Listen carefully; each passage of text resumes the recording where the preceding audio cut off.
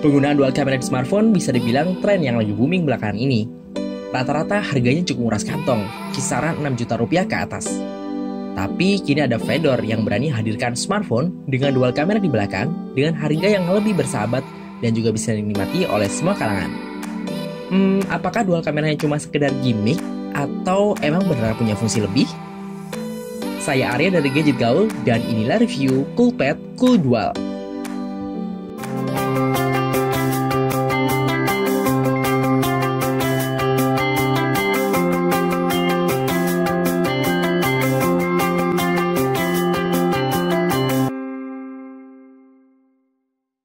Sepintas ngeliat desainnya, gak ada yang spesial sih dari HP ini. Desain ala HP Tiongkok yang mainstream dengan metal unibody dan sudut-sudut yang membulat. Bodi Coolpad Cool Dual ini emang agak tebal, tapi bikin HP ini kerasa lebih mantep pas digenggam. Bagian depan kalau dilihat dari jauh sih cukup cool, kayak namanya, karena warna layarnya yang hitam pekat. Tapi kalau dilihat dari dekat, baru deh ketahuan HP ini punya kelebihan. Ya, kelebihan border hitam yang kalau habis lihat langsung hilang deh kesan coolnya. Bahan aluminium alloy di bodi belakang ini lumayan licin, so segera pakaiin case pelindung adalah pilihan terbaik buat kamu yang hobi jatuhin HP. Kalau kamu lihat ada tulisan Liiko Inset di belakang HP ini, pasti nanya-nanya, ini HP-nya Coolpad atau Liiko sih? Yaps, jadi ini jawabannya. Coolpad Cool Dual adalah smartphone hasil kolaborasi Liiko dan juga Coolpad. Sebenarnya ini smartphone udah rilis duluan di Cina tahun lalu, namun dengan nama Liiko Cool One Dual. Ya masih mirip-mirip lah namanya, ada coolnya, ada dualnya juga. Nonton video atau film di layar 5,5 inch ini kerasa nyaman banget karena tampilan yang tajam dengan resolusi Full HD. Viewing angle dari sudut-sudut yang miring, layar Coolpad Cool Dual ini masih terbilang oke. Namun, pas dipakai di luar ruangan atau di bawah terik matahari, layar HP ini cenderung reflektif, meskipun brightness layar udah di-set ke titik maksimal. By the way, saya paling gak suka sama layar HP yang gampang ninggalin minyak. Tapi ini gak saya temuin di Coolpad Cool Dual. Tetap keset meski sering di swipe-swipe dan bekas di jari pun gak betah lama-lama nempel. Saya pikir ini layar HP kayaknya dilapisi oleh fabric coating. Namun gak ada perlindungan lebih kayak Gorilla Glass atau Dragon Trail. Karena collab sama Liiko, Coolpad gak lagi pakai UI lamanya dan kini terlihat lebih cakep dengan EUI alias Ecosystem UI. Tampilan termuka tanpa app drawer ini punya tampilan icon yang lucu, namun ada hal yang mungkin gak terbiasa buat kamu pas pertama nyobain UI ini. Ya, quick toggle-nya masih misah dengan notification bar dan bisa diakses dengan tombol recent apps. Awalnya emang gagok, apalagi buat kamu yang sering akses setting dari narik notification bar. Tapi lama-kelamaan terbiasa juga kok. Bloatware di Coolpad Cool Dual bisa dibilang lumayan banyak dan jarang saya pakai. Tapi bisa kamu uninstall atau nonaktifin aja supaya nggak makan memori terlalu banyak. Coolpad Cool Dual juga udah support tema, namun cuma ada 9 tema yang bisa kamu pilih untuk sekedar ngilangin rasa bosan sama tampilan bawaannya. Hadirnya infrared di atas bodi ini juga bikin Coolpad Cool Dual bisa dijadiin sebagai remote. Ya, bisa nge-remote 8 jenis perangkat elektronik, mulai dari TV, AC, sampai proyektor. By the way, proses registrasinya juga nggak ribet, namun perangkat elektronik yang mau dikontrol harus dalam posisi mati dulu ya.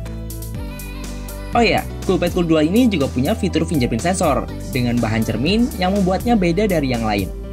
Kinerjanya juga udah cukup responsif, meski bukan yang tercepat di kelasnya. Bicara soal dapur pacu, Coolpad Cool Dual ini diotaki chipset Qualcomm kelas menengah rasa flagship, yaitu Snapdragon 652.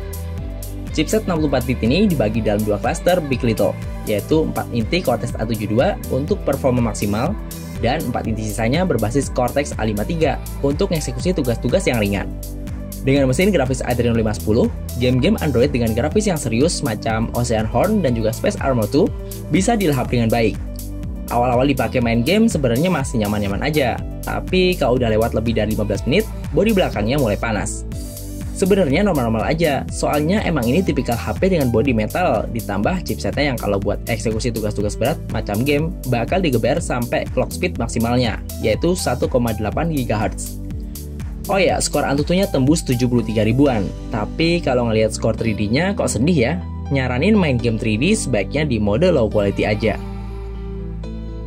Buat saya yang terbiasa multitasking kayak nulis skrip review sambil dengerin musik dan kadang-kadang sambil buka media sosial juga, kebantu banget sama performa RAM 3GB di Coolpad Cool Dual ini.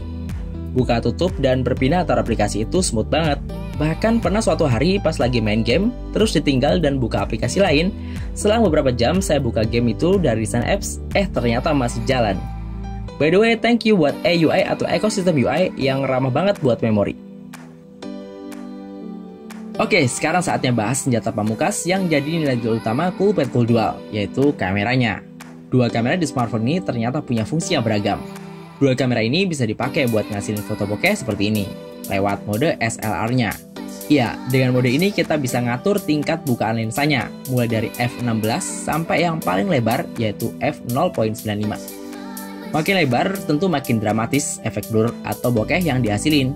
Cuma kalau diperhatiin lebih detail, kadang-kadang hasil bokehnya juga agak kurang rapi. Ya, seperti ini. Kedua kamera belakang ini sebenarnya punya resolusi dan bukaan lensa yang sama, yaitu 13 megapiksel dan f2.0. Yang ngebedain adalah jenis sensornya. Kamera yang satu fungsinya untuk menangkap gambar RGB alias berwarna, sedangkan kamera satunya lagi buat ngambil gambar monokrom alias black and white. Secara teori sih, sensor monokrom ini bisa ngasilin detail yang lebih sempurna. Hasilnya, sensor monokrom ini bikin objek jadi lebih jelas, kontrasnya juga lebih baik, plus noise-nya jadi lebih berkurang, terutama di area-area yang minim cahaya.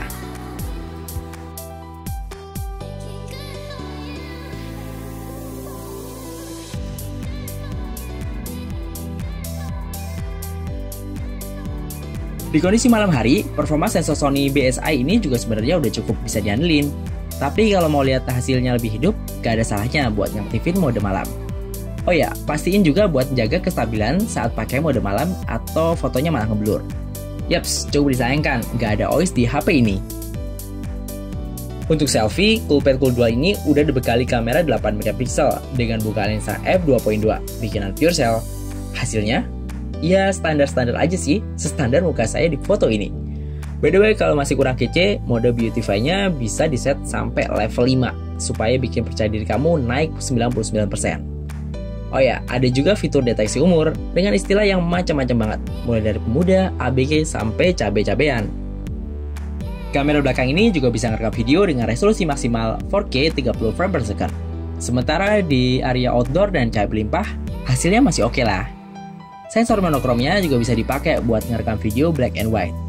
Selain itu, ada juga mode slow motion 120 frame per second dengan resolusi SD yang hasilnya malah lebih kelihatan 480p ketimbang 720p. Untuk menunjang performa dan fitur-fitur terbaiknya, Coolpad Cool Dual ini dibekali baterai yang cukup lapang, yaitu 4000 mAh. Berdasarkan pengalaman sehari-hari yang nggak bisa lepas dari dunia online, sosial media, streaming, dan main game, di mana aktivitas-aktivitas tersebut haus baterai, screen on time-nya yang saya dapetin sekitar 3-4 jam aja. Nah, kalau makanya nggak ekstrim, harusnya bisa lebih lama lagi sih. Sebelum menuju kesimpulan, dengan harga yang nggak nyampe 4 juta rupiah, ada beberapa hal yang absen di Coolpad Cool Dual ini. Iya, sayang banget slot microSD harus absen, dan bikin saya sering bikin video atau nyimpen game SD ngerasa kurang banget, sama storage 32 bawaannya. Terus nggak ada LED flash di kamera depan, yang menurut saya ngebantu banget buat ngurangin noise berlebih pas lagi selfie sambil gelap-gelapan. Kesimpulannya, Coolpad Cool Dual adalah smartphone yang paling worth buat kamu yang lagi pengen dapat kecanggihan penggunaan dual kamera belakang di smartphone, tapi budgetnya terbatas. Dual kamera di smartphone ini lebih dari sekedar bikin efek bokeh yang mainstream banget, dengan dual kamera kebanyakan. Tapi juga kemampuan buat nangkep gambar lebih detail dan minim noise dengan perpaduan warna RGB dan juga monokrom. Terlepas dari uang store yang terbatas, spek Coolpad Cool Dual dengan jaruan hardware kelas menengah ke atas dan desain yang kokoh cukup seksi kok untuk dijual di harga segini. Untuk spek lengkap dan link pembelian Coolpad Cool Dual, kamu bisa cek linknya di kolom deskripsi di bawah video ini ya. Saya Arya dari Gadget Gaul undur diri, sampai ketemu di video selanjutnya.